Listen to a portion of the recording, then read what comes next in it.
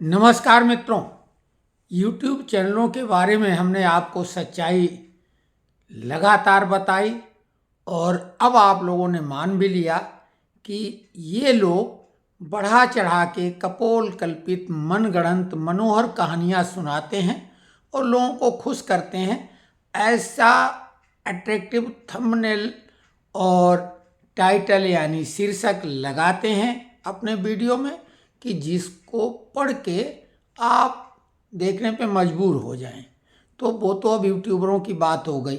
हमने आपसे कहा था कि जो मुख्य न्यूज़ चैनल हैं, मीडिया हाउस वाले, बड़े बड़े नाम वाले, सुनाम धन्य, जो हर कोई देखता है घरों में टीवी पर और उसी के द्वारा देश दुनिया की जानकारी हमें मिलती है। आज हम उनके बारे में सच्चाई बताएंगे और वो सच्चाई चौंकाने वाली है।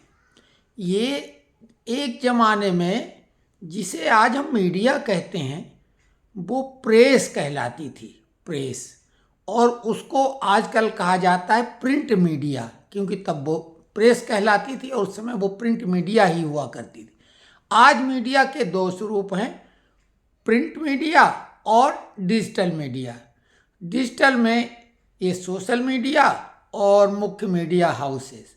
मीडिया हाउस में अखबार वाले भी हैं और टीवी वाले भी हैं।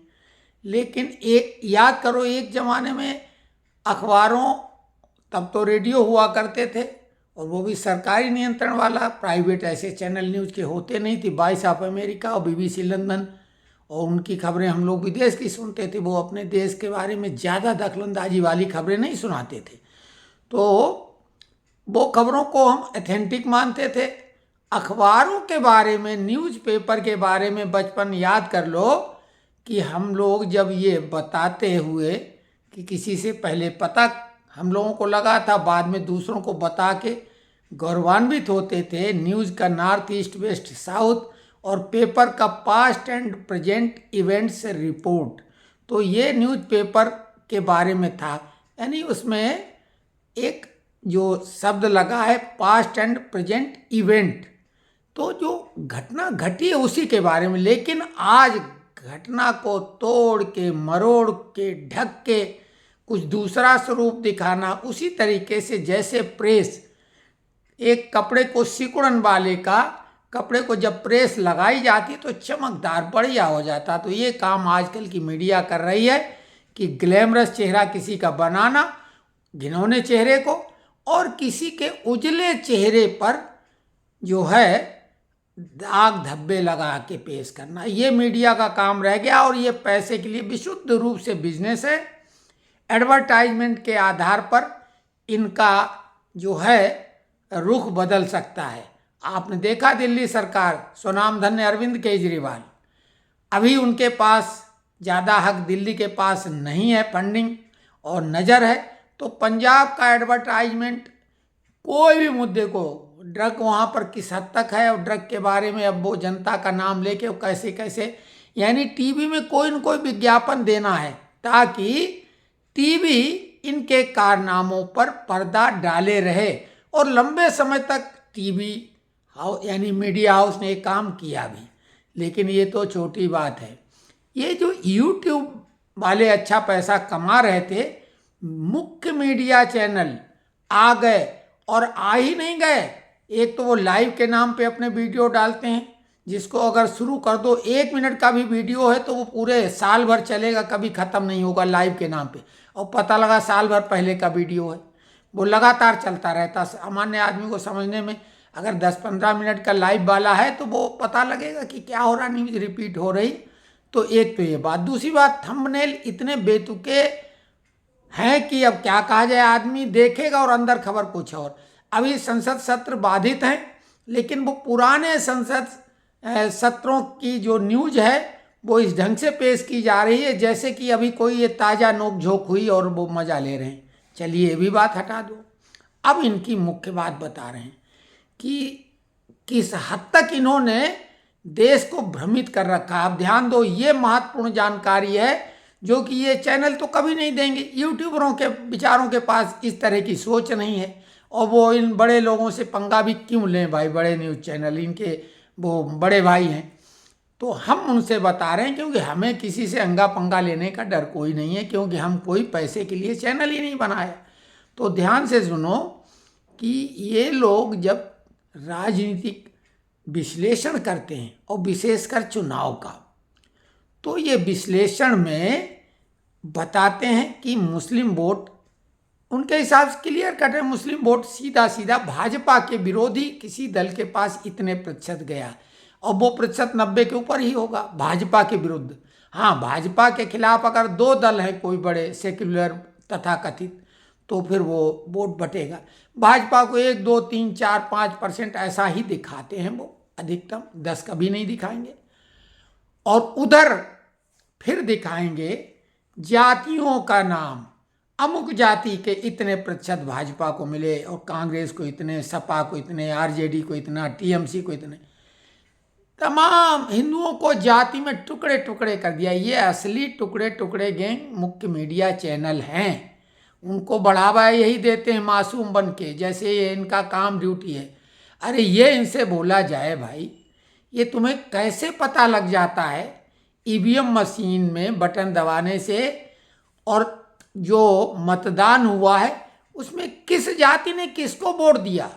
ये हमारा चैलेंज है, किसी को भी, चाहे वो पत्रकार हो, कोई ज्योतिषी हो, कोई राजनीतिक विशेषज्ञ हो, यूट्यूबर हो, खुली चुनौती है कि वो हमें ये बताएं। और अगर ऐसा कोई कहता तो वो या तो खुद बेवकूफ़ है या बेवकूफ़ बना रहा है। ये असंभव है, इम्पॉसिबल। पता ही नहीं लग सकता है कि किसने किसको वोट दिया। जब ये नहीं पता लग सकता तो फिर जातियों का, ये इनके अनुमान घर बैठे, इनकी हमने कितनी पोल खोली। ये जो तथाकथित सर्वे कराते हैं उन सर्वों की पोल हमने खोली और हमने बोला हम कहीं घर के बाहर नहीं जाते हैं, लेकिन हमारा विश्लेषण इन पर भारी पड़ेगा। और लगातार 1-2 बार नहीं, 4 से 5 बार में जो हमने विश्लेषण किया वो किसी भी चैनल से बेहतर रहा। तो ये केवल हमारा पेंशनरों के लिए ही नहीं, पेंशनरों में तो हमारा जो हम जानकारी रखते हैं और उसमें कोई ऐसा नहीं आकलन करने की बात है। केवल झूठ ना बोले आदमी, जो खबर है उसी को बताए तो वो सही निकलेगी। तो उसमें सही होना कोई बहुत बड़ी बात भी नहीं है।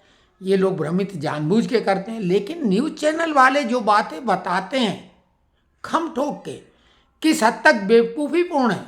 संभव नहीं जो चीज़ उसको बताते हैं, और सारे चैनल बताते हैं। अब ये कहाँ से इनके पास, चुनाव आयोग भी नहीं बता सकता, ये कोई भी नहीं बता सकता। न तो कोई ज्योतिषियों पर तो बात ही छोड़ दो, 4 ज्योतिषी एक जैसी बात नहीं करेंगे, 4 चैनल एक जैसी बात नहीं करेंगे, 4 राजनीतिक विशेषज्ञ एक जैसी बात नहीं करेंगे।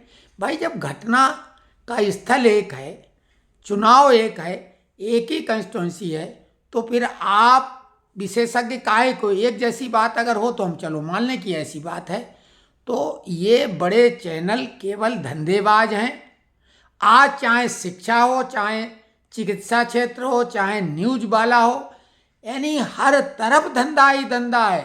मिलावटखोरी ऐसी हो गई कि अब क्या कहें, प्रकृति को भी अपने अपने लाभ के लिए मनुष्यों ने उसका इस तरह से दोहन किया है, उसके साथ इस कदर छेड़छाड़ की है कि अब तो हवा भी प्रदूषित इतनी हो गई कि उसको जहरीली कहा जाए तो गलत नहीं होगा। तो ये दौर कैसा है, क्या कहा जाए। हम लगातार प्रयास ये करते हैं कि कुछ बदलाव लाया जा सकता।